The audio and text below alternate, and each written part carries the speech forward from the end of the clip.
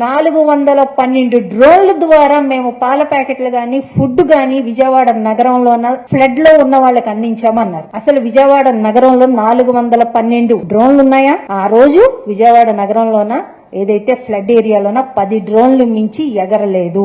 మహా అయితే 10 డ్రోన్లు లోప ఎగిరినాయి గాని 10 డ్రోన్లు మించి ఎగరలేదు. ఒక్కొక్క డ్రోన్ కి 2 లక్షల చొప్పున మీరు చెల్లింపులు చేశాము, 2 కోట్లు చెల్లింపులు చేశామని చెప్తున్నారు. ఇదెంత అంటే ప్రజల కోసం అని ఫ్లడ్ గురి అయినారు, ఇంత ఇబ్బంది పడుతున్నారని దాతలు 534 కోట్ల రూపాయలు దాతలు స్వచ్ఛందంగా వాళ్ళు ప్రజల కోసం ఇస్తే దాన్ని కూడా బకాసురులు బుక్కినేడు బుక్కి, లేకపోతే పప్పు బెల్లం పంచుకునేడు పంచుకొని ఈ రకంగా ఇంత కష్టంలో ఉన్న వాళ్ళకి అందించకుండా ఇలాంటి ఒక లెక్కల చెల్లింపులు చూపిస్తున్నారు అనంటే అది అసలు ఎంత హాస్యాస్పదంగా ఉందో ఒకసారి గమనించాలి.